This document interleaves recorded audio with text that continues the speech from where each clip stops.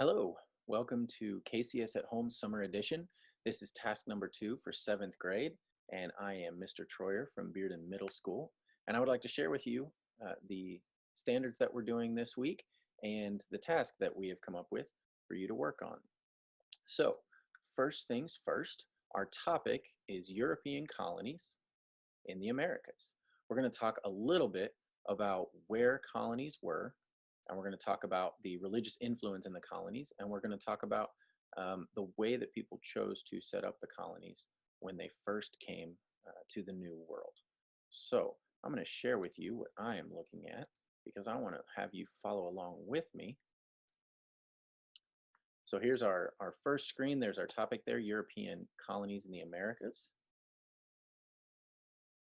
If you are having a difficult time understanding the video, please turn on closed captionings if it's available, and adjust the playback speed. Slow down the video if you need it. Consider watching shorter clips at a time. Pause, listen, watch it again, pause, listen, watch it again. And if you are needing some help, ask somebody in your house and have them watch with you, so make sure you hear and understand. So for this task, here are the standards we'll be exploring. First is 761, locate and identify French, Spanish, English, Portuguese, and Dutch colonies in the Americas, and explain how religion impacted the location of settlement by each country. 7.63, locate and identify the European regions that remained Catholic and those that became Protestant, and how that division affected the distribution of religions in the New World. We're actually going to look at that standard first because it's a good way to get into where the colonies were and why they were established the way they were. And then just a brief part of 7.65, we're going to explain how the Spanish colonization introduced Christianity and the mission system in the New World. Now first, like I said, we're going to go back. We talked about the Reformation earlier this year, and if you were looking at KCS at home about a month ago, you probably saw a video with me, and we talked about the Reformation. The initial goal of the Reformation, as the name suggests, was not to destroy a religion or start a new one, but to reform, to fix, to improve the things that people saw going wrong with the Catholic Church. But after the Reformation, as you can see with this map here, there was a pretty strong division in Europe between those who remained faithful to the Catholic Church and those who decided to follow a Protestant branch of Christianity. And the best way that I can describe this map is really, if you think about being in the classroom, if the teacher is sitting at his or her desk and says, "Don't talk while you're working," the people who are most likely to follow those instructions are the people sitting close by. The people least likely to follow those instructions are usually the people sitting further away. So if you look at our map, down here in Rome is the center of the Catholic Church. The Pope is there, and he's the leader of the church. So if you look at our map, the places that are closer, to the home of the Catholic Church are going to remain Catholic. So Italy is going to be very heavily Catholic even to this day. France, we'll talk about in just a minute. Spain and Portugal, very, very, very focused on Catholicism. If you remember back through the year, you talked a little bit about the Spanish Inquisition, which was a court designed to push Islam and Judaism out of Spain and make the country completely Catholic and focused on the Catholic religion. So Spain and Portugal remained very Catholic. Italy remained very Catholic. And now France, if you'll remember back to Henry of Navarre, he was fighting with the French Huguenots, the Protestants, but when he became the king, he converted to Catholicism. Now, once he did that, he made it so that it was still legal for people to practice Protestant religions, but the official religion of France was Catholicism. Because of that, the government is the one that's going to be funding most of the exploration. So we need to think of France as a Catholic country, and its settlements largely is Catholic, because the official religion, those supporting the exploration, were Catholic and wanted the Catholic Church to be the influence. Then as you go further into Eastern and Northern Europe, you're going to have more Protestant beliefs. So remember Martin Luther, at the start of what we call the Reformation, the starting event, nailing the 95 Thesis to the church in Wittenberg. That's right here. So that is going to be a strong part of the country, strong part of the continent that is going to remain Protestant. Then we have Henry VIII here in England, who decided to break from the church because he wanted a male heir.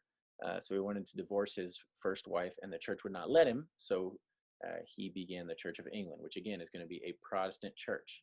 Through the Tudor dynasty, which is Henry's family, his daughters, Mary was very Catholic, killed 300 Protestants, and then Elizabeth, his next daughter to become queen, was Protestant again. So you got to think of England as a Protestant area. Then again, further north, we're going to be very Protestant. And then this area over here in the far east, remember we have Rome, the center of the Catholic Church. And then after this time, we have the Eastern Orthodox Church, which is up over here in Russia and down into the Ottoman Empire, which is now run by Muslims. But the Christian influence there is largely Eastern Orthodox, which is another branch of the Catholic Church. So this area was a mix between the Protestants and the Catholics that were down here. So that sets up the Europe that is going to lead us into the Age of Exploration. Now remember, the Age of Exploration is going to take place because of three things, three motivations, the three G's: gold, glory, and God. You have the kings of these different nations in Europe, and they want to find a way to trade with Asia. You know, we've talked about the Silk Road.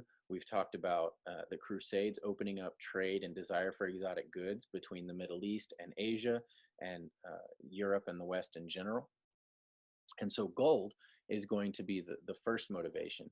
And the idea is European explorers have had to find a way to go to Asia without having to interact with the Muslim traders in the Middle East, trying to cut out the middleman, basically. And so they want to find a direct sea route to Asia. So they start by trying to go down around the southern tip of Africa to get to Asia, and that takes a long time. And around this time, we have the theory that the Earth is spherical instead of flat. So we say, hey, you know what? Let's sail west and hope that we can go all the way around the Earth and land in Asia, which if you've studied, if you remember back to elementary school and you studied Christopher Columbus, he thought that he had landed in Asia, which is why he called the people Indians and why they were referred to as the West Indies. Then there's glory. The specific explorers wanted the glory of discovering this sea route. And then once they figured out that they had not landed in Asia, they wanted to have the glory of exploring new tracks, new places to live, new resources. And ultimately, we'll see that there were some explorers who tried to find a route through the Americas to, again, finish the original goal, which was to sail westward to get all the way back over to Asia. And finally, the last G, God. Spreading of Christianity was a motivation that developed in exploration. So there were 5 countries really that we are going to talk about. You have Spain, Portugal, France, England, and the Netherlands. Those are the 5 places where the bulk of exploration and the bulk of settlement in the New World came from. So this is back to that standard 7.61 and looking at where the settlements were laid by European countries and what their religious connection was. So Spain and Portugal, like we talked about before, very, very Catholic, very focused on the Catholic Church, very faithful to the Catholic Church. A lot of times they were getting money and charters from the Pope himself to explore the New World. And the Pope was hoping that more and more people would be brought into the church, into the Catholic Church. And so he supported these explorers. Now, when the Spanish and Portuguese explorers went to the New World, they landed at first in Central America, and then they started to spread throughout the Caribbean. They made it as far north as Florida, and they went down into South America as well. There were 3 main people groups: the Maya, the Aztec, and the Inca. And those were the largest groups, the largest kingdoms, nations that the Spanish and Portuguese encountered, and largely superior weapons and really disease. Disease was the big killer, the big reason that Spain and Portugal were able to so easily overtake those native peoples. Now, uh, the Mayan, Aztec, and Incan people all expected that one of their gods was going to come to Earth, and many of their depictions of this god, many of their beliefs about this god, uh, fit the description of the Spanish conquistadors and some of the Portuguese conquerors as well. And so that also made it easier for the Spanish and Portuguese to overtake Central, South America, and then the southern part of North America. Now, the Spanish and Portuguese had conflict over who got what land until ultimately they signed the Treaty of Tordesillas. And the Treaty of Tordesillas split um, South America, mostly as we think of it today, into where Portugal largely controlled what is today Brazil, and Spain controlled most of the western side of South America. We'll look at a map here in just a minute, and also into Central America and up into North America. These settlements, again, very faithful to the Catholic Church. So the Pope and then the leaders in Spain and Portugal began sending missionaries, and their goal was to spread Christianity to all of the natives. Remember, they looked at it and they said, hey, part of the reason we were able to conquer is because of these gods you believed in. And so the Pope and his followers said, let us tell you about the God we believe in, because we don't think you have it right. So let us tell you about that, and try to convert all of the native people to Catholicism. Then we are going to talk about France, England, and the Netherlands. Now, these are three completely different areas. They are different countries. They had different motivations for how they set up their kingdoms. But the reason categorize them together is because these three largely had their settlements in North America. So the French landed in what is today Canada. If you're unaware, even today, a large portion of Canadians can speak both English and French, because England and France both settled up in that area. And so there are a lot of French influences and a lot of English influences. So first, French settlers built in Canada. They founded the city of Quebec, which is still there today. And they focused on the fur trade. And they were traveling throughout the land looking for fur, skins, so that they could sell things back to Europe and make money that way. Ultimately, they pushed west throughout Canada, and then found the Mississippi River up in what is now Minnesota, and followed it way down to Louisiana. So they went all the way from Canada down to the Gulf of Mexico. And then, as you will study in 8th grade, one of the major successes of the early United States government was when Thomas Jefferson was able to buy a large portion of what we now call the United States in the Louisiana Purchase from France. And they had all this land because they were exploring, because they were trying to find things to trade. The English and the Dutch is what we call people from the Netherlands. It's one of those places, as you look on a map, you might see Holland, you might see the Netherlands, but those are the Dutch people. Their settlers focused more so on shipping harbors and plantations. They were more digging in to where they were to start a new trade empire, if you will.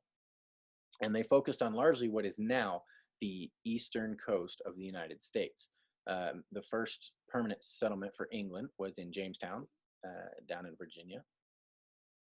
And the Dutch, their first main settlement was New Amsterdam, which is now a part of what you will know as New York City. So they were on the eastern coast, and largely what the English and the Dutch settled, the Netherlands and England settled, was ultimately the 13 original colonies of the United States. So that is where they settled. Now, these groups, some of them had only come to the New World for religious freedom.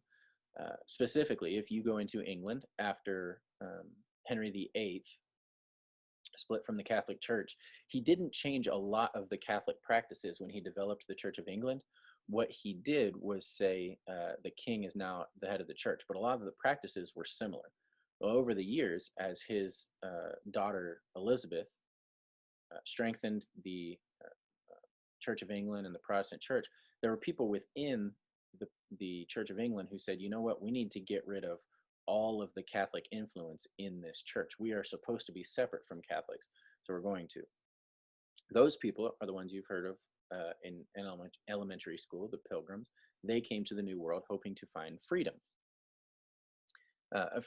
religious freedom.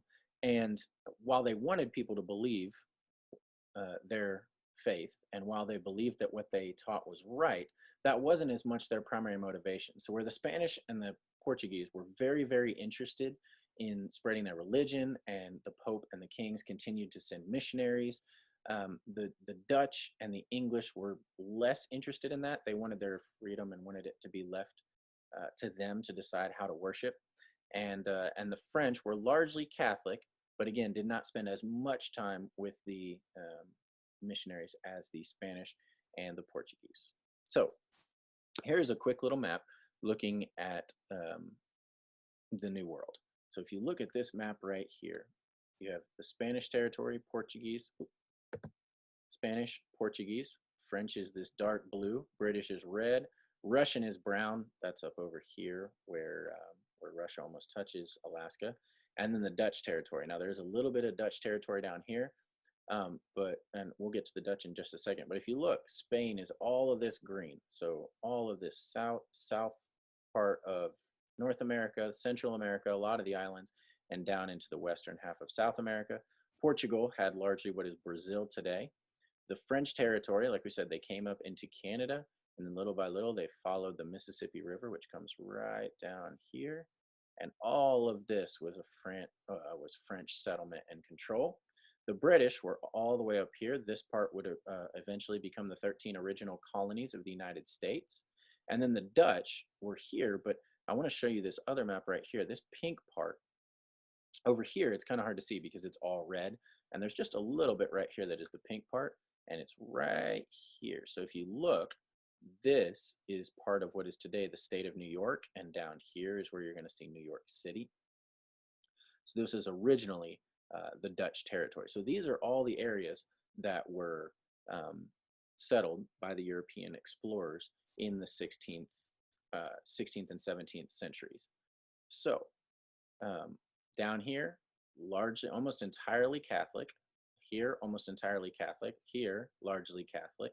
And here, largely Protestant. So a lot of this is Catholic. And if you see, even today, Catholicism is the largest branch in influence throughout these areas. So the settlements came, and if you think about it, because the Catholic Church, the Spanish and the Portuguese, were more interested in planting churches and having missionaries and different groups come and set up their influence, they were probably the ones who built a more firm foundation, and that's why they're such a strong influence even today. So here's what you're going to do for your task. You're going to design a brochure or write a letter to tell someone back home about a settlement in the New World. Now here's what I mean by back home.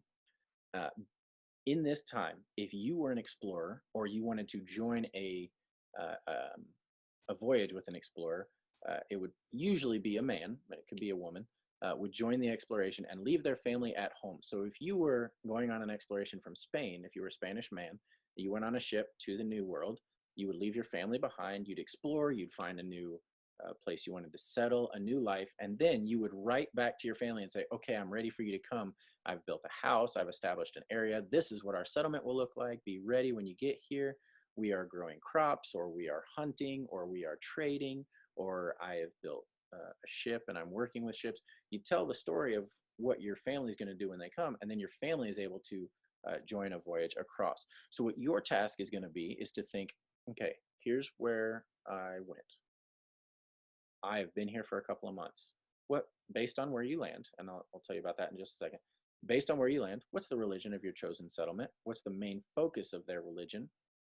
Are they focused on freedom and staying within themselves, or are they focused on spreading their religion to the natives and working around? And this might take a little bit more research for the next part, but explain what type of crops and food are available in your community. If you are on the ocean, obviously you can fish, but if you're more inland, are you going to be a hunter? Are you going to be a farmer? What kind of crops are there? What are you going to sell? Many of the um, colonies in North America live primarily on crops that they could grow, both for themselves and for trade.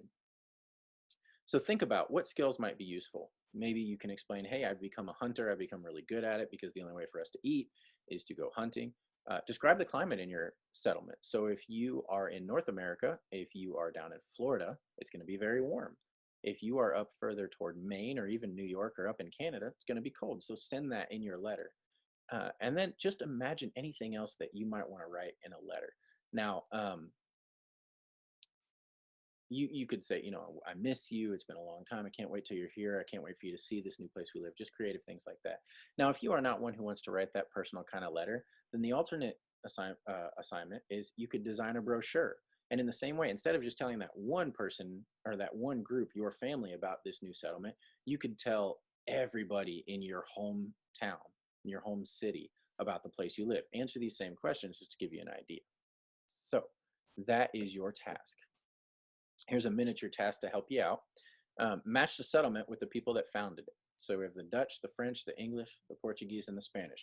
So you want to look back at our map here, and this shows you kind of where the settlements are. And then this, you can look on a map. You can get on the internet and look for a map. Jamestown, which is in the United States, New Amsterdam, United States, Porto Seguro, Brazil, Quebec in Canada, or St. Augustine, which is also in the United States.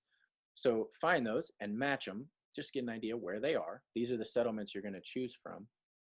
And so knowing where they are and knowing which region they're in can help you out. And it'll help you work a little bit on your map skills since you're over the summer and not thinking about school. Next, based on what we talked about with the kingdoms and their focus on religion, Spain and Portugal were entirely Catholic. France was officially Catholic, but many French people were Protestant. England and the Netherlands were Protestant. So if you look at this map, try to find a way to label, after you've labeled, or after you think about labeling where the settlements are for the different countries, based on where those are, what is the religion in that area? This will help you think about what your community faith looks like. Last, you're going to pick a settlement. Pretend you're going on a voyage to help establish one of these communities. Now pick a settlement. Now, if you want to challenge yourself, instead of just picking the settlement you think is easiest or the ones you most want to be, look back at this slide here and the numbers 1, 2, 3, 4, 5. Put those with a dice. So take a little dice that has 1, 2, 3, 4, 5, and 6 on it. Should have had one here. I didn't think to grab one. And then just roll the dice, and whatever number comes up, pick that one. So if a 3 comes up, pick Porto Seguro, which is in Brazil. And then when you look down here, here is Brazil down here. I'm going to help you out. Find Porto Seguro on a map, and then write your letter or make your brochure for that area or for that settlement. So that's a way to make it a little bit more challenging, where you're not just picking what you think would be easiest, but saying, I can do whichever one. And if you want to do more than one, that might be fun too, just to compare the difference between being down in Brazil or maybe being up in Canada. Then write your letter and create your brochure. Now try to imagine yourself living in the 17th century. It's very different from now. No internet, no TV, no electricity. Excuse me. You are just going to think about what skills would have kept you alive then. And have fun with it. Make it your own. Enjoy doing this. I hope you have fun with it, and I hope it helps you to understand some of these kingdoms and some of the settlements and some of the religious practices that were part of these settlements.